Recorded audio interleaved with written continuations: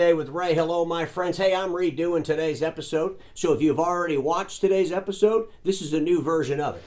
In the very first version, I mentioned IDC as the analyst group that Keypoint Intelligence bought, and we all know that that's InfoTrends. The mistake was mine. I wanted to dump that video because I sure don't want to put IDC in the Keypoint Intelligence bus. I mean, ladies and gentlemen, the folks over at IDC do a great job. And that was just made a mistake. And I wanted to throw that video in the trash and redo it. Because it's InfoTrends. InfoTrends is the analyst group that Keypoint Intelligence bought.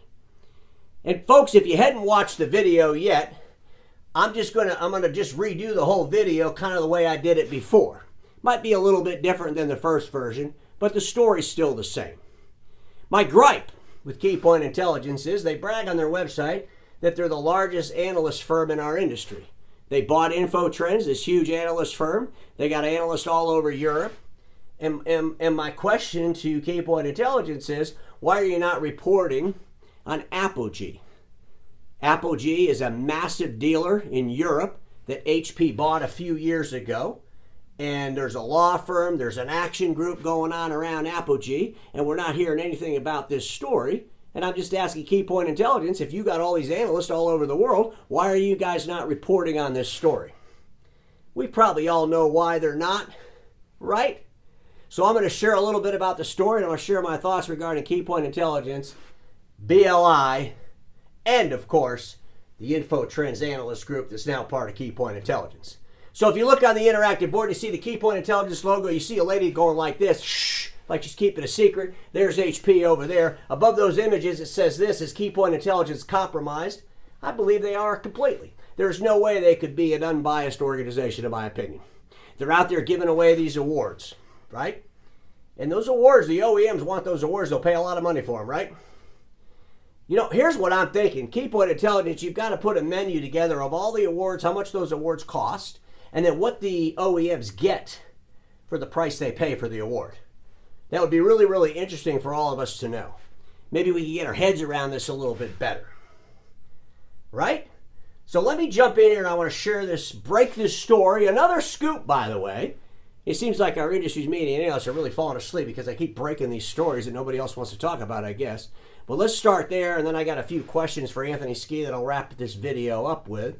And again, if you saw the first video that I put out there today, it's not IDC, it's InfoTrends. And again, I apologize to our friends over there at IDC because I surely don't want to put IDC in that Keypoint Intelligence bus.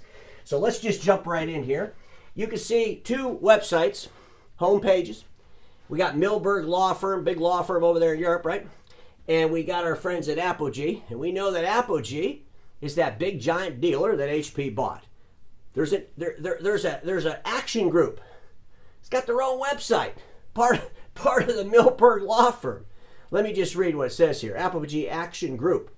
The Apogee Action Group is investigating serious allegations against the company. If you are or have ever been an Apogee customer, you may have been deceived into overpaying for their services. Ladies and gentlemen, in Europe, the truth in lending is really, really rigid. You have to disclose a lot of what you're doing. There's no hiding the margin and the mystery, if you will. And a lot of that rigidness, if you will, around financing is coming to the United States. It's coming, folks. The disclosures and being up front with what's going on with these financing is very, very serious over there in Europe. And they're looking into this. This law firm's looking into this. They set up this action group. The action group's got its own website, and they're digging into it. And this was sent to me by somebody in that marketplace. And they're like, hey, Ray, nobody over here is talking about this. Can you look into this? I reached out to someone I knew at Apogee, and I got an email back from one of the HP attorneys, and they said, hey, you know, customers are important to us. This is kind of new, and we're looking into it. It's the same old stuff you'd expect someone to say. But at the end of the day, folks, this needs to be talked about. And if Keypoint Intelligence, with all their InfoTrends analysts, and they call, you know, they also publish the Keypoint Intelligence news. We see those emails we're getting, right? So why is this not news? Why are they not talking about this? I can only assume they're not talking about this because HP probably pays them a lot of money. I mean, folks, remember the episode I did not too long ago where I talked about how, you know, Keypoint Intelligence they wouldn't do the testing on the non-OEM toner? Remember that? I did a whole episode on that. Call them out on it. It's been a long time ago, maybe 2 months ago. I haven't heard anything from Anthony Ski or anybody over there at Keypoint Intelligence. I mean, I'm sure, I don't know what HP pays them not to test non-OEM toner, but I was asking the question and I never got the answer. And this is why I can't understand how they can keep trying to convince you all that they're not biased. Because the actions don't really kind of show that. I mean, why wouldn't they be talking about this? They got all these analysts all over the world, they keep saying. Why wouldn't they be talking about this? Ladies and gentlemen, you can find all about this. It's all out there. I'm not going to read through this whole thing, but I think it's important for the industry to pay attention to stories like this. This is an action group. They're looking into this. And I think that the industry's analysts and media should be looking into this as well. Because this kind of goes both ways. What if the industry's analysts and media were actually doing their job and they were looking into this? And we know that InfoTrends, they got all these analysts over there in Europe. If they were actually looking into this, what if they found out, well, this is just a witch hunt. This is nonsense.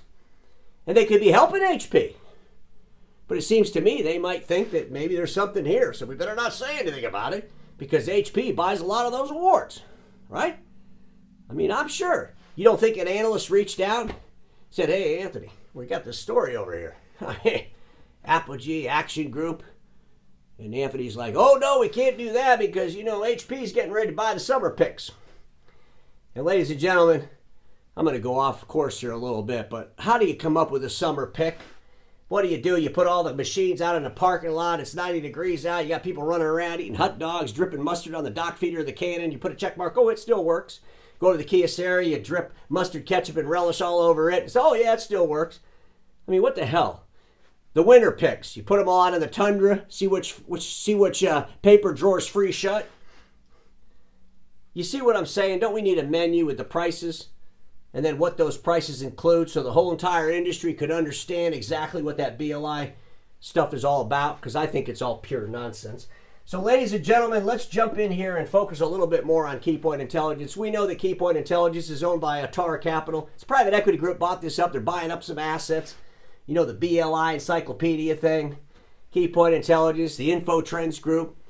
And if you go to their website, Keypoint Intelligence website, it's talking about how they're a 60-year-old business. And I just struggle with that, 60-year-old business. The only thing 60 years old at the Atara Capital, Keypoint Intelligence, is maybe the people that work there.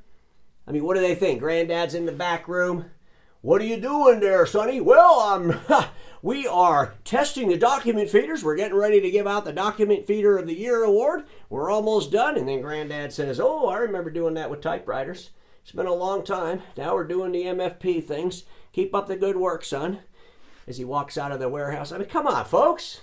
What's 60 years old at Keypoint Intelligence? What's 60 years old? This is a roll-up of private equity buying up some assets. Okay, Anthony, you're in charge over there. I got some questions for you. And I would love to be able to ask you these questions. By the way, it may be a meeting in a public forum. You sit on stage. I'm up there asking you questions. Or somebody like me. Because I think our industry really needs to understand all this craziness around these BLI awards once and for all. All the details. Just put it out there. Maybe some people will think it's great. Oh, you mean it? An OEM pays you $250,000 and this is what you give them? And then you write and do analysis about them, and then maybe you do the stories or you don't do the stories, because then we can start thinking, well, if an OEM's paying that much money, no wonder there's no stories written about them. Anyway, here's the question. Is the price of the BLI award, Anthony, what is it? The rumor is it's about $250K all in. Do the InfoTrends analysts get bonuses on BLI awards? So you brought over these InfoTrends analysts. Now they're working in the Keypoint Intelligence group, and we all know the Keypoint Intelligence group. They sell awards. That's where all the money comes from, right? So now are these folks becoming award salesmen? Do they like that? Do they not like it? Is it the analyst job description to sell the BLI awards? Did you change their job description? Look, before when you were at InfoTrends on your own, you guys and gals were doing some analysis. Now it's about selling awards. Get that through your heads. You sell the awards here. Then you do the analysis. I'm just asking the question you could easily answer to the comments. How many InfoTrends analysts have left on their own based on being forced to sell awards? So you brought these InfoTrends analysts over. Did they say, hey, we didn't sign up to be a bunch of award salesmen. We're getting the hell out of here. Did that happen? It'd be interesting to know. Do OEMs who buy awards get special treatment regarding testing their products? So if they buy the award, I mean, how's all that work? Because remember that video I did, you wouldn't do the non-OEM toner.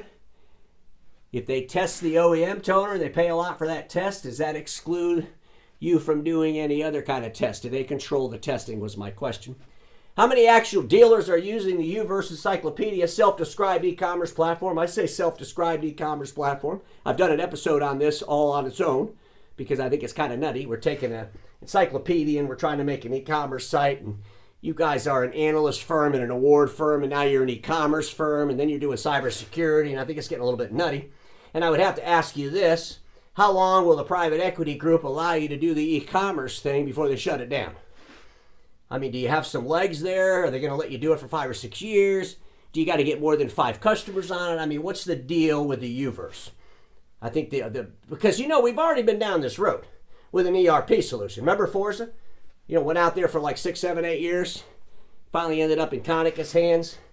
You know, we don't even know how many people are on that anymore, but rumor is it's not a whole lot. Of course, Konica could easily answer that in the comments. Oh no, we've grown the hell out of Forza since we took over the assets. Be interesting to know. More importantly, how long is Atar Capital going to allow you to pretend to be an e-commerce company? I mean, how long are they going to do this before they pull the plug, if you will? And if they do pull the plug, what happens to all the dealers that are on your platform? And do you sell the data from Uverse to HP?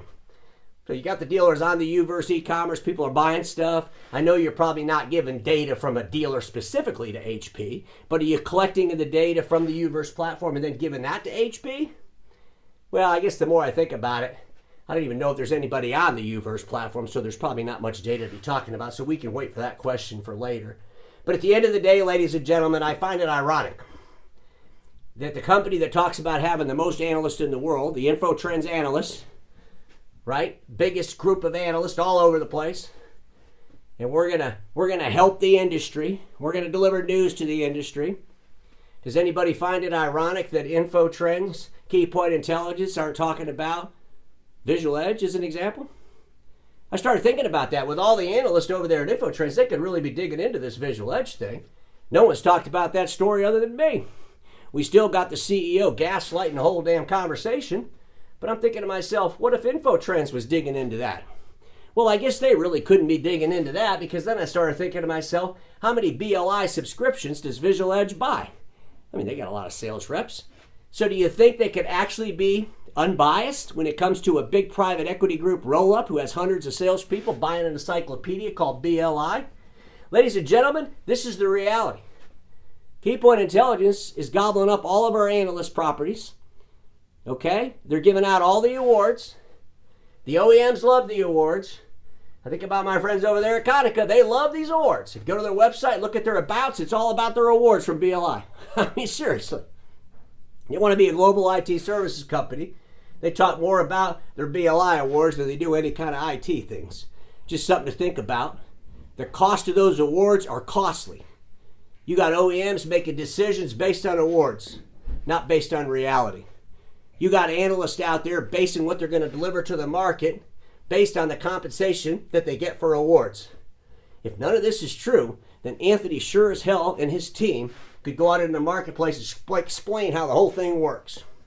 Because quite honestly, I think it's a lot of silliness. And everybody watching me knows this. Status quo is the killer of all that'll be invented. Don't get stuck in status quo, and I'll see you all tomorrow.